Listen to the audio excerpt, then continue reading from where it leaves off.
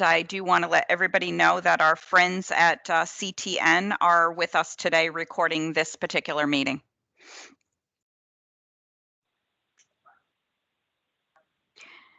So good morning. I'd like to call the Hartford Subcommittee of the MARB. It's July 22nd to order, and I'm Kimberly Kennison, and I am the designee for Secretary McCaw. And with me is Christine Shaw. She's the designee for Treasurer Wooden. The time is 10:06 to start this meeting. And the first item on the we do have a quorum. The first item on the agenda today is the approval of the minutes of June the 24th. And if I could get a motion to move.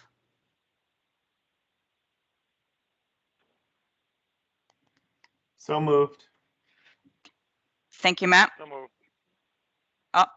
I have a move. Mark, can I have a second there? Second. Thank you, Mark. Any discussion? I hear no discussion. Can we get a roll call vote, please?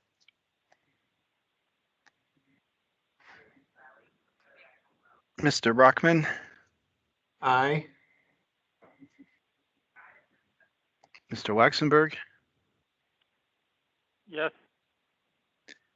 Ms. Shaw, Yes. and Ms. Kennison. Yes. And are there any members of the subcommittee that have joined the meeting that I missed? And that is everybody. Okay. Thank you, Julian. The minutes have been approved for June 24th. And the next item on the agenda is to review and discuss the ARPA funding overview and the city's priorities. Julian has included an overview of the ARPA funding. He's done some extensive work and attended a lot of conferences and seminars on this topic. So he is really trying to be knowledgeable and a point of reference for our municipalities. And so I really appreciate his good work in that area. And so I'm going to turn it over to Julian to walk us through his the paper that on the ARPA funds. We're going through a similar process with each of the subcommittees, which is to get a preliminary look at what the current plans are for utilizing the recovery funds to the extent that each city or town has formulated their plans, and each is at different stages. And you'll see that the City of Hartford, in their attachment, has already put a lot of thought into how they'll use these funds. And but I prepared a memo that is just kind of laying the groundwork for how the funding works and areas of eligibility, just so that we're all on sort of an even playing ground in terms of understanding how and when the funds can be used.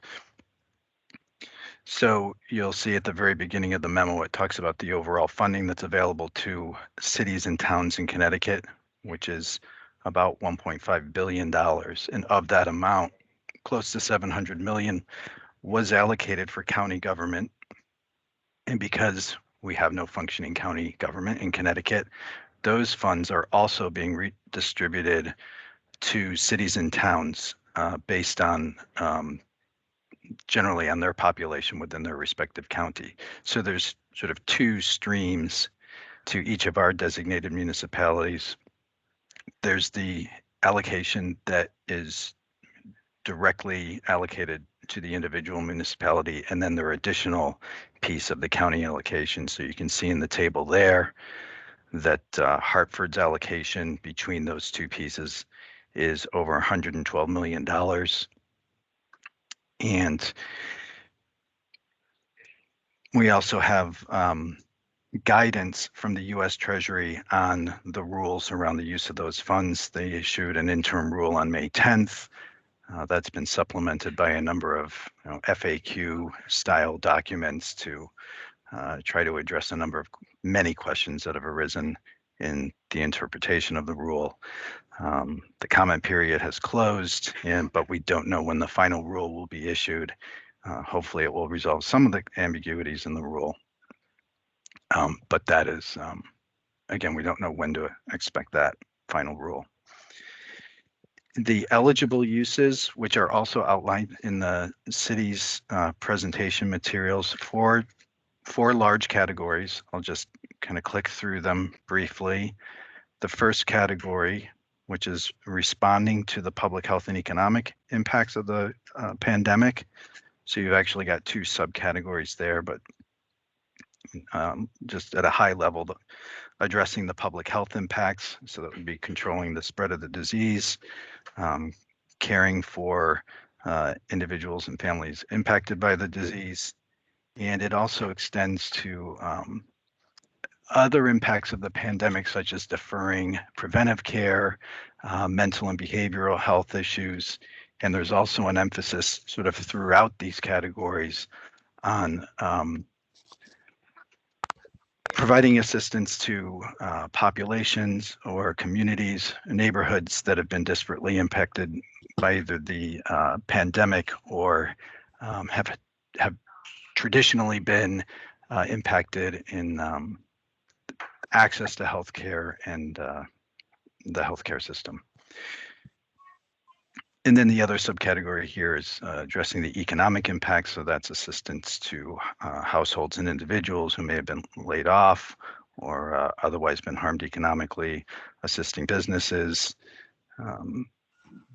So you see some of the examples of uses: assistance to the unemployed, rental assistance, eviction prevention, providing help to impacted industries, things like the hospitality industry, for example. And again, both of those categories do also have provisions to allow for uses that address and provide assistance to disparately impacted populations. Second large category is premium pay to essential workers, so workers that were helping to keep commerce and the economy going, and also responding to the crisis. So public health and safety, education workers, workers in the food industry, sanitation industry are examples of folks who would be eligible for premium pay, and that's basically an add-on to their hourly rate, which is capped at $13 an hour, and there is a provision that allows for retroactive payments. The third category, which is the broadest category in that it allows for spending the funds on government services and government or general purpose capital expenses. That involves determining the amount of revenue that the municipality has lost as a result of the pandemic. I'll come back to that in a moment. And the last category is investments in water, sewer, and broadband infrastructure. That's fairly straightforward. A municipality can allocate its funds across those categories as it sees fit for the most part, except that the amount that it allocates to that third category, which is providing government services, is limited to what has been calculated as their revenue loss. And there is a lengthy explanation of how to arrive at that lost revenue in the interim rule, but it essentially boils down to establishing what your base revenue was before the pandemic, calculating what your revenues would likely have been had there not been a pandemic. So there's using either trend information or a uniform factor that Treasury allows to calculate what your revenues would have been, and it's referred to as the counterfactual revenue in the rule. And then comparing your counterfactual revenue to your actual revenue, and assuming that your actual revenue was less than the counterfactual, that would represent your revenue loss, and that would be the amount that you could apply to that third, very broadly defined category. And there are a handful of absolute restrictions on the use of the funds. The funds may not be used to offset a reduction in taxes, so a reduction to the mill rate, and then using the funds to offset the levy that would have been raised. That is not allowed. deposits to any pension fund, replenishing fund balance or other reserves, payments for legal settlements, and payments on outstanding debt. Those are all prohibited uses of the funds. The funding or the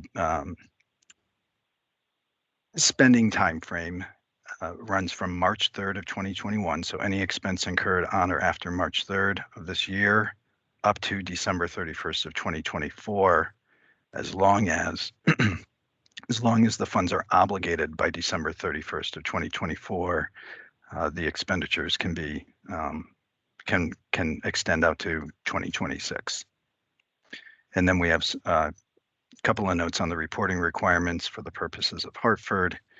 There would be an interim report required at the end of August, followed by regular quarterly reports beginning in October. And I mentioned that the city has, in their materials, have provided quite a bit of detail on their planned uses of the funds. It's embedded in their budget presentation, which was in the meeting materials. So if you find that PowerPoint presentation, the discussion of the rescue plan funds begins on slide 14. And so that concludes my piece of this, and I'll turn it over to the chair or the city to pick it up from there.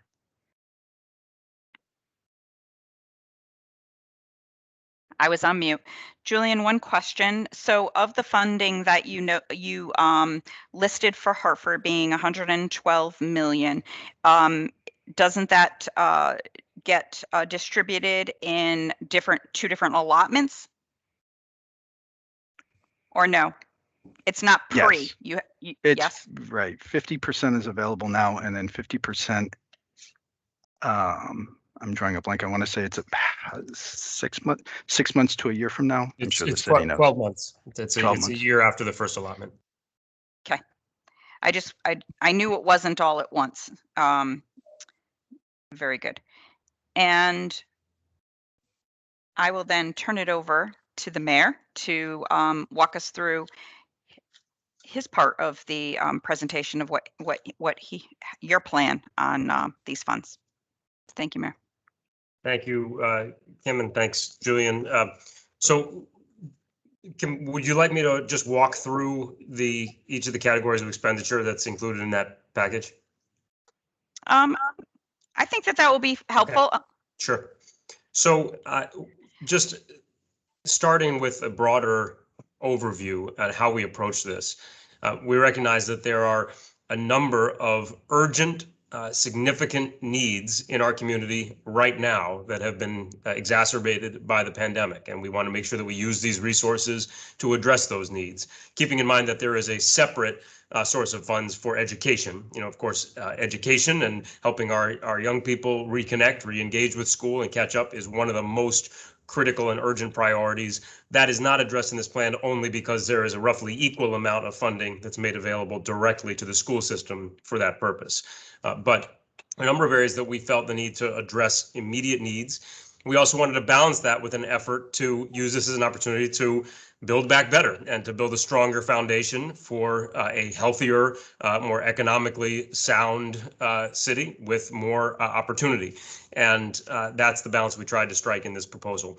I will say that as I walk through the categories, they don't necessarily, not all of them tie directly to the eligibility categories that Julian walked through, and I'm happy to talk about that when we get to them, when we get to that part of the discussion. But let me just start by walking through at the highest level how we've approached this.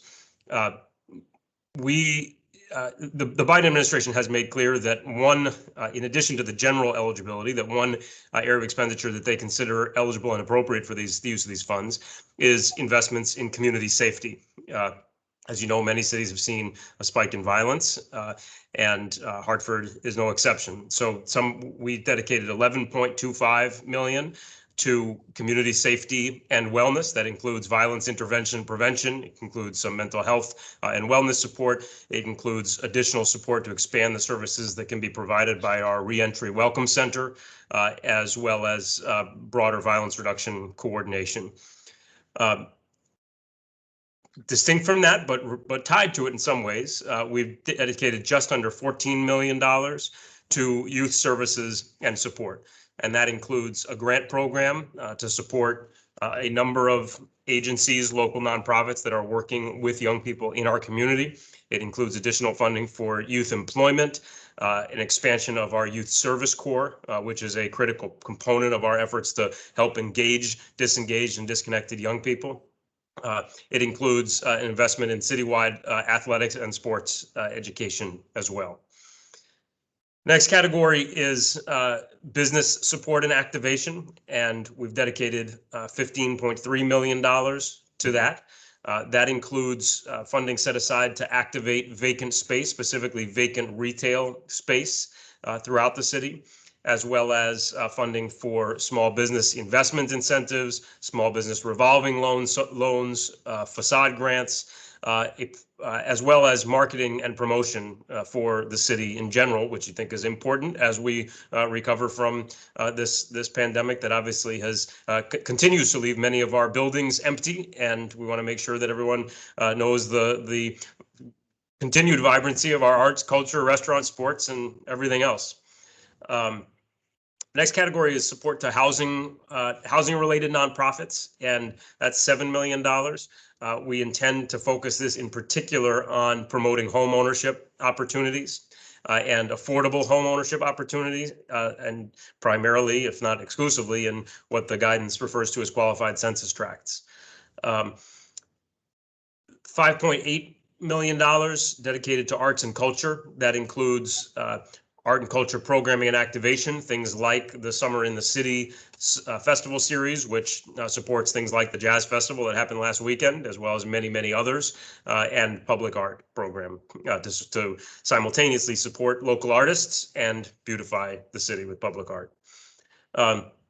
We allocated $9.5 million specifically to flood control and water and sewer infrastructure. The intent of that specifically is to assist with the long deferred work that needs to be done on pump stations throughout the city. The overall need there is probably closer to $40 million. This allows us to make a start on the highest priority projects that need to be done to modernize that component of the flood control system. Then the largest single category, but broken down into many distinct efforts below, is economic and community development, which is just over $47 million.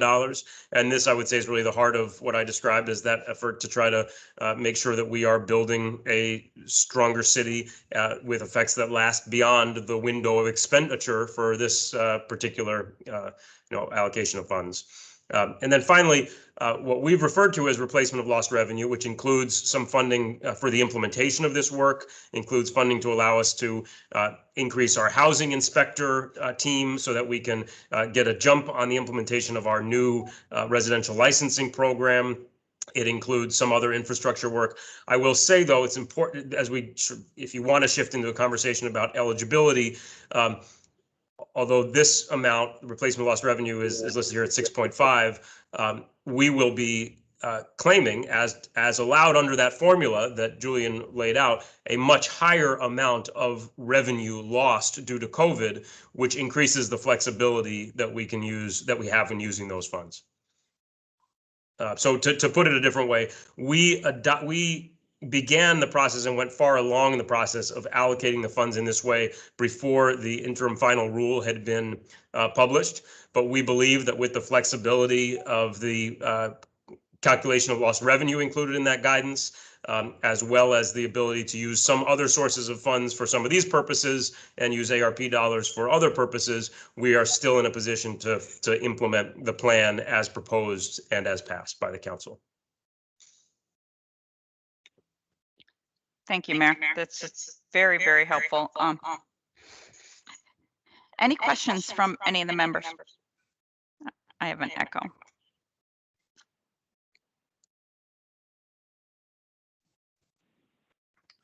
Thank you for walking us through that, Mayor Bronin. And I appreciate and think that the way in which you intend to allocate these funds is makes a lot of sense. And this is just a broader question. And Julian, if you want to chime in, please feel free to do so.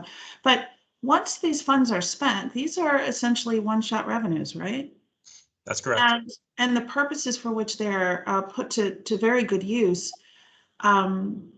You know, I imagine it's intended that they're expended over over the next year, or is there a longer time horizon where you anticipate the spend out? The time horizon for the plan as adopted is 3 years. You know, as Julian noted, or Kim, I forget, the guidance actually allows for the expenditure to occur all the way through 2026, so long as the funds are obligated before the end of 2024. It may be that we don't fully expend all of the funds in this plan, you know, in the next 3 years, but the plan we've laid out is a 3-year expenditure plan. And we've identified where we intend for it to be a recurring annual expenditure and where we're just making a block of funds available for use when that money is ready to be spent. So, for example, our youth engagement grant program contemplates $2.5 million each year for the next 3 years, totaling $7.5 million to those local youth serving organizations. Similarly, our support to the specifically violence intervention programs is $1.5 million per year for each of the next 3 years, totaling 4.5. And the mental health piece is 1.25 million per year for each of the next 3 years, totaling just under 4 million, 3.75. On contrast to that, with the funds that we set aside, for example, for the activation of vacant retail space, we set aside $4 million for that purpose, and that funding can be used under this plan whenever there is an opportunity to use those funds to incentivize the activation of vacant space. Thank you. And we recognize that, sorry, Christine, but just want to say, you know, one of the challenging things here is to, anytime you build a new program or expand a program, you are concerned about sustainability, and we are certainly concerned about sustainability. We also recognize, though, that the purpose of these funds is to address an extraordinary shock and disruption to our community, and so we have to just accept that some of this is not going to be sustainable, but that doesn't mean that it's not necessary and important in the wake of this pandemic. Agreed. So the strategy for bolstering the city's grand list and exploring ways in which there can be more comprehensive reform of the revenue structure, I hope those discussions remain on the table. Oh, absolutely. And although the guidance is far more restrictive than we would have hoped when it comes to projects that would do that, you know, as I said, between the calculation of lost revenue and some replacement of sources, or you know, the fungibility of funds, we think that we can pursue some important initiatives that help advance that goal. Thank you, Mayor. Mr. Mayor, I don't know if you're going to talk about this later, but you have a slide here, economic and community development, and you have a number of you know, projects, including the library, Yep. which I understand the corporate contribution is over, and is this going to pick this up for? No, it's the corporate contribution is not yet over. There's actually another 2 years, including this one. This current one. So I'm happy to walk through the subcategories under economic and community development, but the $10.5 million that's allocated for the library is allocated for the build out of library spaces, 2 library spaces in the North End. So one is to put what has historically been a very, very small and inadequate library branch on Barber Street into a much larger and beautiful space in the newly renovated Swift factory on Love Lane at 5 Corners in the Northeast neighborhood. So that is about half of that allocation. The other half is to restore and renovate the historic Northwest Jones School, which is a historic property on Albany Avenue, right next to the existing library branch that's increasingly at risk of deterioration and decay. So we'd be taking that building, restoring it, preserving it, renovating it, and then using that as an expansion annex to the Albany Avenue Library branch, which is often at capacity because it's heavily used by kids and by the community. Great. Thank you. So although that wouldn't go in the category of growing the grand list that Christine talked about, it does go into the category of trying to make lasting investments that have a lasting impact and also serve the immediate need of better engaging our young people and helping our young people catch up educationally from the impact of the pandemic. The other, happy to walk through the others if you'd like, but that's the answer about the library one. No, that's helpful. Thank you. I think that it is helpful. Go ahead. Sorry, Mark. My comment basically is going to be more of the way it's presented. There's a lot of money, obviously, involved here. The way I look at it, there are 8 categories that you've identified. And looking at the first category, which is youth and service support, which is 13.9 million, as an example of what I'm talking about, because when you're dealing with this amount of money, from my perspective, I've always believed that it should be, again, it's a matter of presentation, it's a matter of style, and it's a matter of having the general public understand, outside of broad categories and a lot of money, specifically what are we talking about? So that in that area, if I look at take for example, youth and services support. If I created that's a category. If I created a goal under it, which is basically your verbiage under youth and services support, and started it with the word "to." The goal is to help young people in Hartford recover and heal from the isolation and disruption of the pandemic. That's its goal. That's the goal of that category. And then underneath it, you have 5 programs. You have a youth engagement grant program that's totaling 7.5 million. You have a youth employment initiative. You don't have to call it a program, but to me, it's a program. It's similar to a program-based budget. Youth and services expansion, citywide youth support, etc. Underneath those programs, you then have a allocation, just like you would at any budget. What are we spending it on? What have we spent it on? So if it's, for example, G1, G1 is the youth and services support. A is the youth engagement program, G1A, and under it, you have specific costs identified with it, expenditures. Because when you make an expenditure, you're going to have to, in some way, for accountability purposes, I assume, allocate what's it being spent on. Like the mayor just said, you're expanding a library. Well, where does that fit underneath a program or underneath the goal? So it's a matter of accountability purposes and explanation. That will eliminate, in my mind, the fact that the mayor, who has this so close to his in his memory, it wouldn't be necessary for him to explain it as he has to, as much as a person from MARB looking at it saying, "Oh, you got this program. This is the goal. This is the program, and this is where you spent your money on the program and what you've done."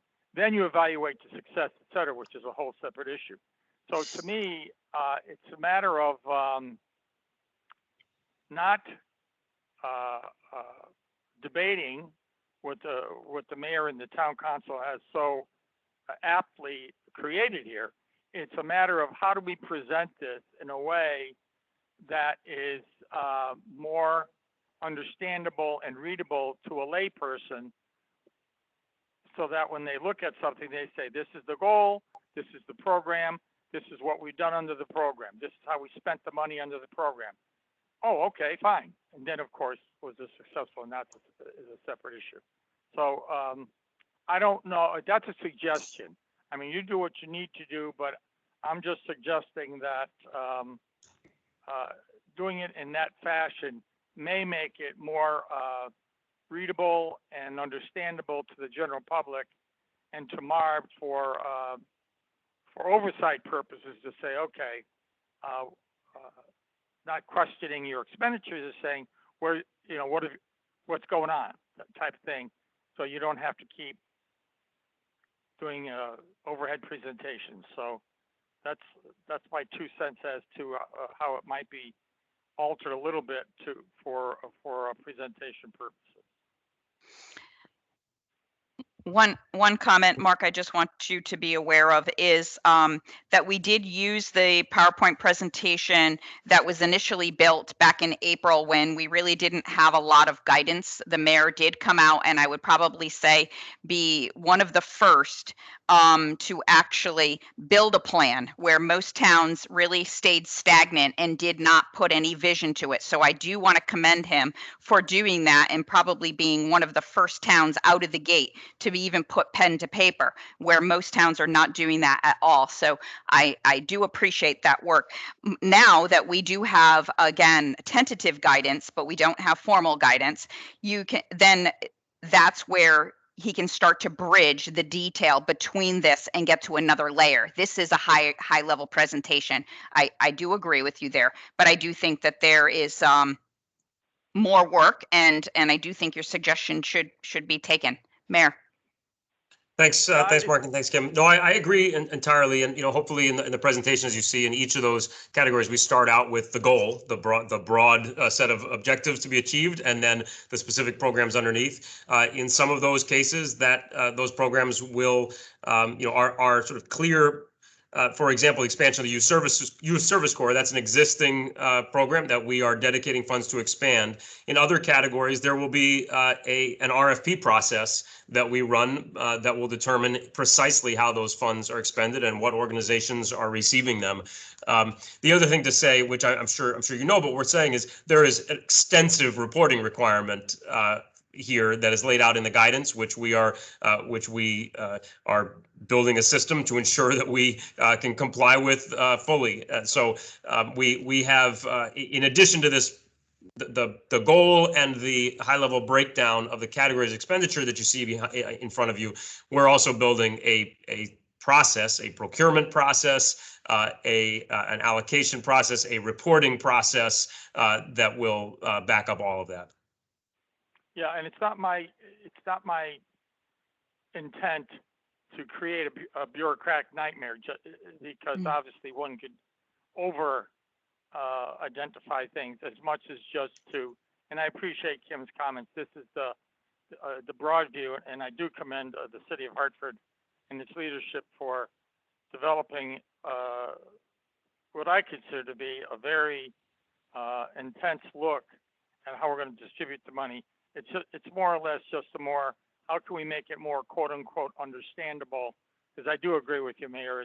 You're going to have a significant amount of reporting requirements to the feds, but it's more of a way to make it, as I said, to have the citizenry understand that this is what we're doing.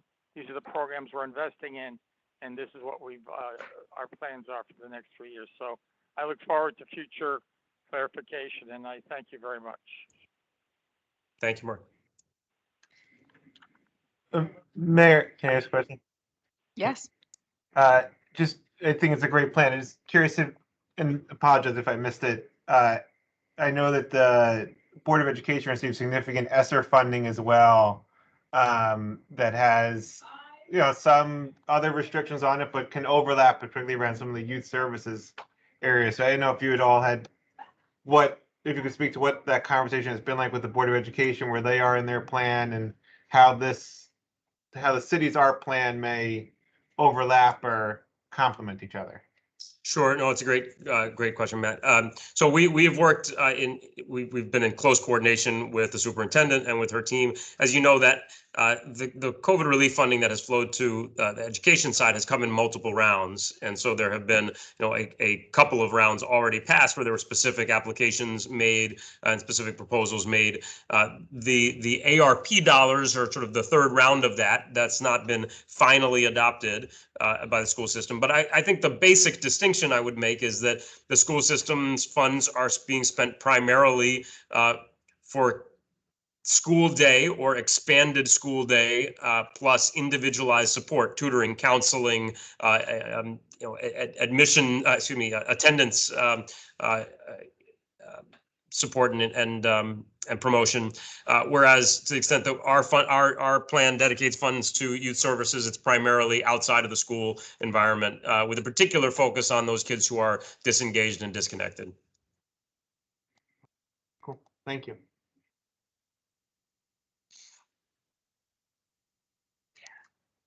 Any other questions?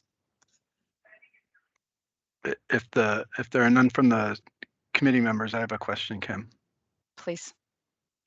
Go ahead, Julian. Thank you. The plan as presented here, it starts out with a mission statement and then works through the broad categories of spending. And I think having the mission statement and kind of guiding principles at the front end is extremely helpful. I'm just curious what kind of process was used to start with those guiding principles that are stated in the mission statement, and then the process for soliciting ideas or arriving at sort of the broad allocation of resources and sort of who the different stakeholders involved in that were. I'm wondering if there are sort of techniques or steps in the process that some of our other municipalities might be able to put into practice as well. Sure. No, I appreciate that, Julian. I would say with respect to the mission statement, which really mirrors what I said at the start, trying to strike that balance between meeting the urgent needs exacerbated by the pandemic and at the same time try to lay a foundation for a stronger, healthier, more economically vibrant city over the long run. I think that there was a near unanimity among our stakeholders, council members, community, everybody we talked to, that had to be the dual goal and that we had to try to strike that right balance. So I would say that mission, I can't tell you that there was a precise process that yielded that, but I think there was a broad shared recognition that that's what we needed to achieve here. With respect to the process beyond that, we sent out a community survey where we asked for feedback on how our community would prioritize expenditure in certain areas. Had a couple of town halls where we solicited feedback and laid out some tentative proposals before finalizing those. The other thing I would say is that many of the things that are included in here are needs that have been long identified in our community, even prior to the pandemic. That the pandemic exacerbated the need, made the investment that much more urgently needed, but that much of what is in here reflects years of community engagement, community input, and community aspiration, which we're finally able to implement with this new and unprecedented funding source. That's helpful. Thank you. Yes, thank you.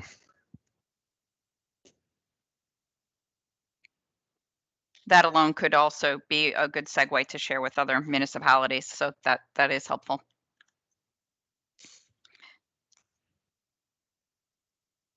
Do we have any other questions on this topic?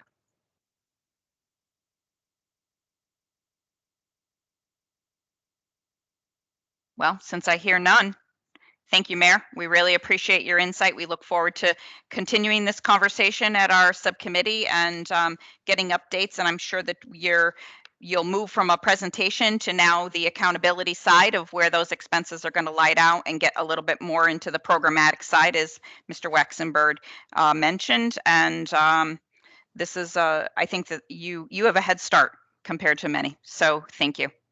Thank you very much. Let's move to the next item. next item on the agenda, which is going to be review your mitigation measures and action plan, Mayor. Okay, I will ask Jen to come in and lead that part of the discussion. Hey, Jen, thank you. Good morning, everyone. Thanks for having us today. And so I took into account all of the feedback that we received at the last subcommittee meeting on the report on the mitigation measures. And I believe that I have gotten them all kind of situated in the appropriate columns and categories that we had talked about last week. There's nothing to really report yet. We're still wrapping up June, still wrapping up 2021. And I felt this was more of a 2022 project. So we're already seeing savings in areas such as workers' compensation and insurance that will be added. I wanted to put them on the report, but the contracts aren't inked yet. And I wanted to be sure that the contracts were signed and official before we started reporting on any of those in such a setting. So you will see by the time we report on July, you'll already see savings on there. I plan for this to be kind of a moving, a live breathing document, right? So as we see more savings in various areas, we'll add them. If there's things that we'll take off, we'll be transparent and be sure that we're really clear on what's moving around. So that's my very quick presentation. I'm not sure if there are any questions on kind of how it landed this month, but happy to continue to make changes if anybody has any recommendations. I have reviewed it in detail, and I did have some questions on some of the individual categories, if you don't mind. Sure. So item number 1, when we talk about tax efforts, the question that I had was about number 2, the license plate scanning and compliance. I'm assuming that you're under contract with a supplier or provider, and when does that contract end? And if you don't know that now, maybe you can just bring that back to the next meeting. Sure. I believe that we just renewed our contract with them. I believe Leanne's on the phone if she wants to correct me, but I believe we just renewed that. Yes, we did just do a 1-year renewal on the existing contract. And I want to say we did that maybe back in March, but we can get the definitive date for you, Kim. Nope, that's fine.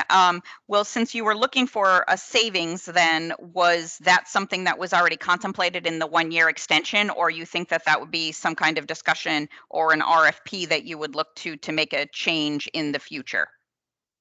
So we went out to RFP for this service several years ago when we found that there are not many vendors out in the local community that do this type of work. So for those of you who don't know what MTS is, it's a license plate scanning initiative where this vendor goes out at 2, 3 in the morning, and he spends several hours in the wee hours of the night scanning license plates. And then if a car is spotted at the same location several times in a row within a month to 2-month time span, they start doing some research to see if that car is registered in Hartford with a Hartford address, if it's on the Hartford's grand list. And then if it is not, they send out letters asking for proof of residency. And then from there, if the owner of the vehicle cannot prove that they already live in Hartford or a reason why their vehicle is not on the grand list, then MTS works with our tax assessment department and they will add the vehicle onto the grand list. So what we're finding here is that collections isn't guaranteed on these vehicles and these additional bills. But we are seeing collections. So it's just hard to project these collections, and that's why we don't include them in the budget. And again, we don't know how many additional vehicles they're going to find that are out of compliance with the registration rules and whether or not they're on the grant list.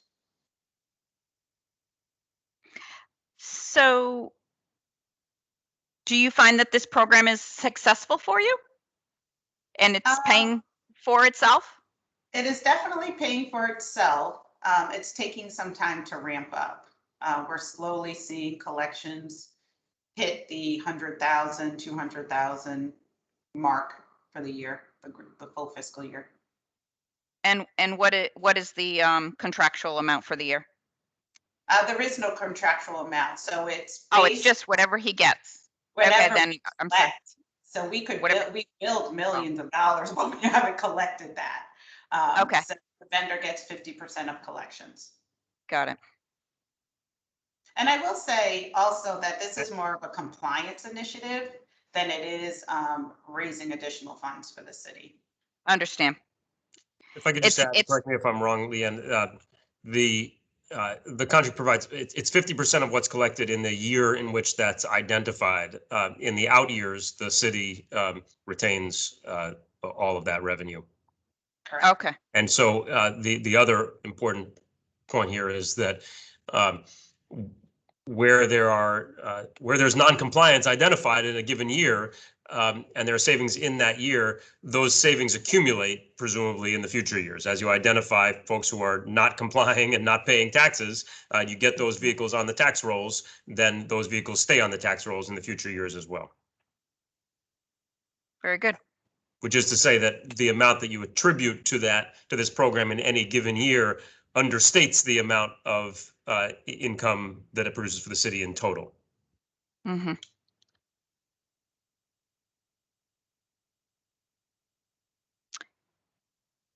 So the second line item, which is about the receivables and the private duty other receivables, can you just describe what that process is right now on as far as collection is concerned? And do you have a percent that you're writing off annually?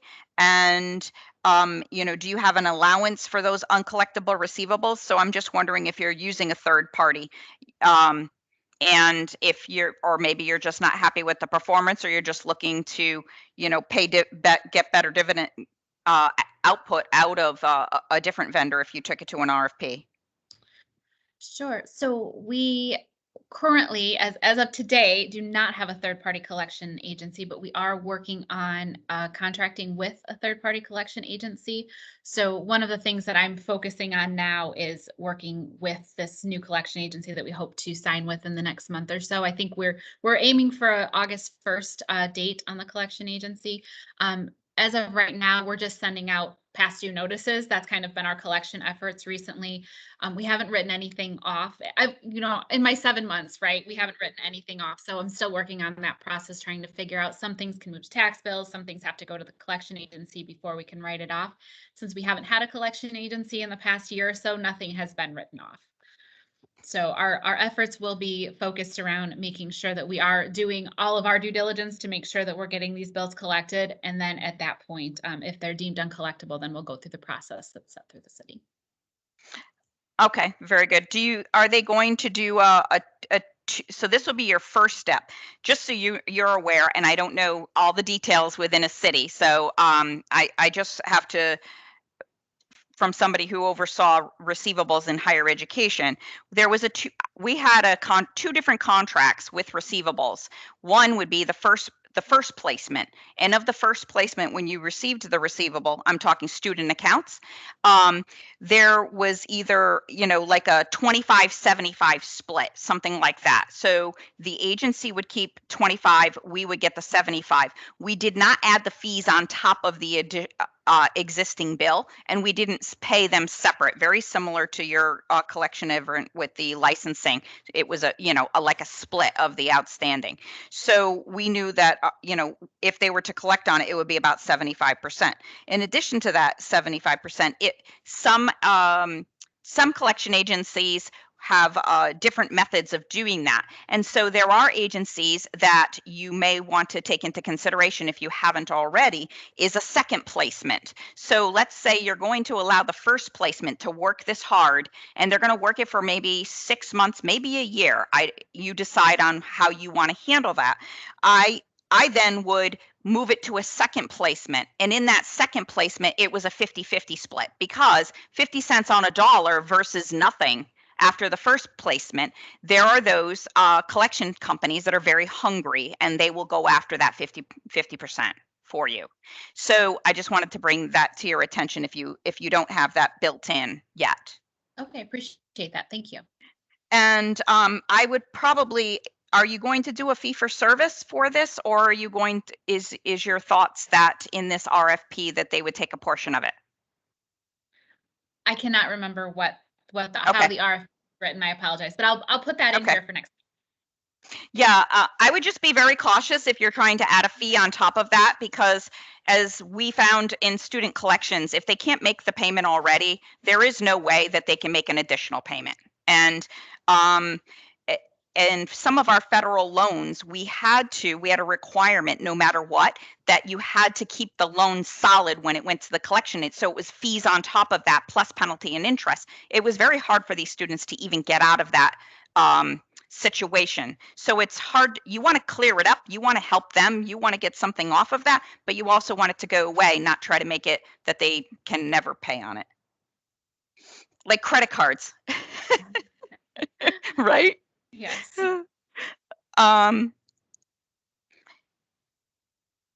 So also, while you're saying that you're hoping to recoup the 250, and it maybe is that you have a backlog, I would just be conscientious if that backlog could be a one-time and not an ongoing 250 every single year to help bridge your gap. Yes, understood. I will make sure. Okay. Perfect. If I could I just add one thing on this point about receivables and private duty jobs? This doesn't really get to the point of the ongoing collection effort, but the largest receivable was from the Excel Center. And as you know, that was multiple years of unpaid private duty work.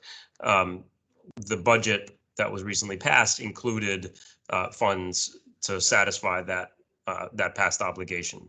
So that piece of the collection effort will hopefully soon be. We have not yet received that payment, but we anticipate receiving it. Oh, that is a really great win, Mayor. I'm so glad to hear that. And in the meantime, there's not a whole lot happening at the Excel Center, so that that bill is not yet adding up. Yep. Not for a good reason. Okay. That is really good news to get that large receivable off the books. Very good. The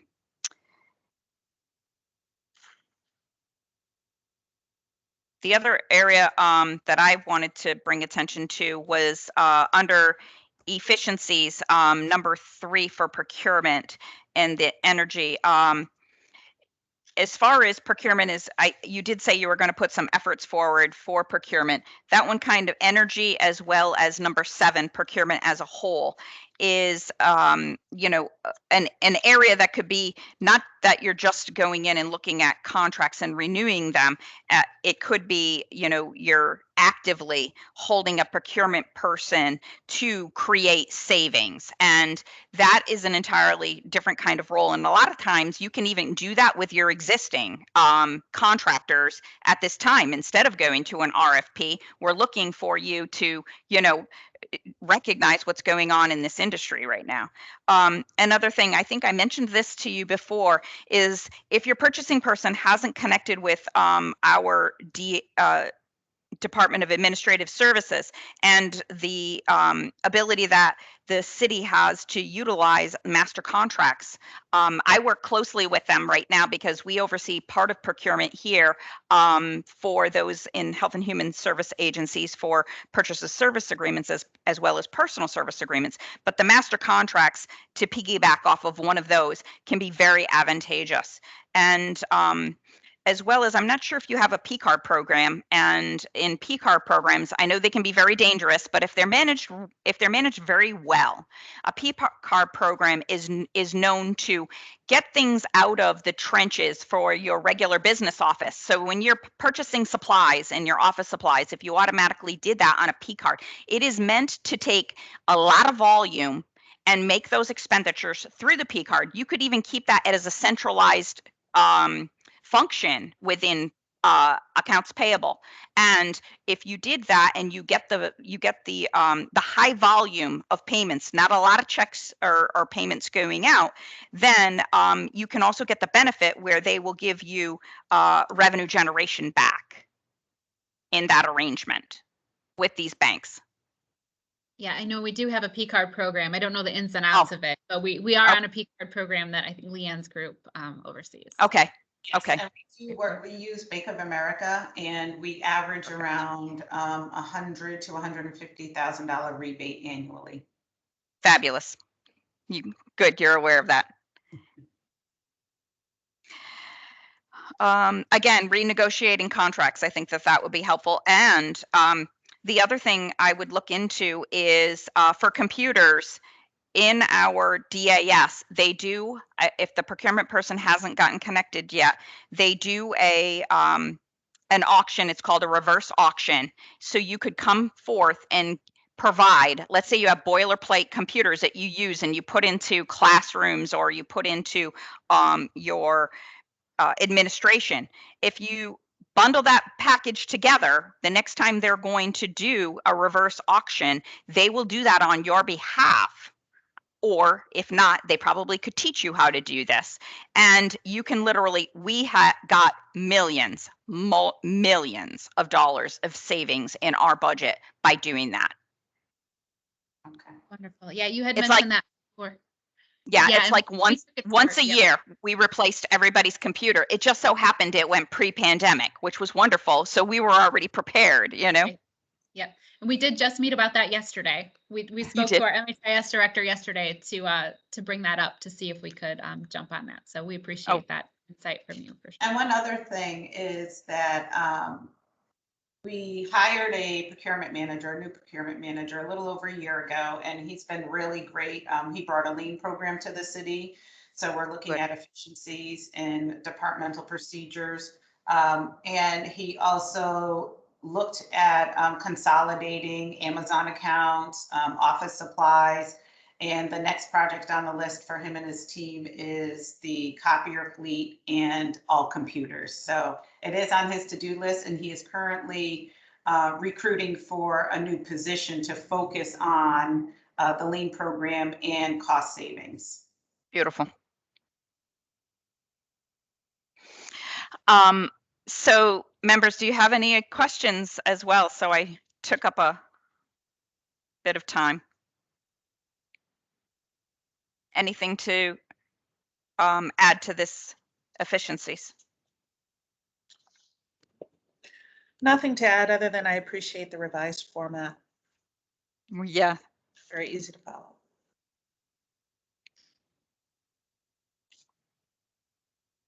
I do not. I know that we'll keep this as a topic and we can keep moving forward on it. And if we have no other questions on that agenda item, we can move on to the next one, which is any other business related that anybody would like to bring to our attention. I do not have anything. Ms. Shaw, do you? I do not, Ms. Kennison. Any of the members?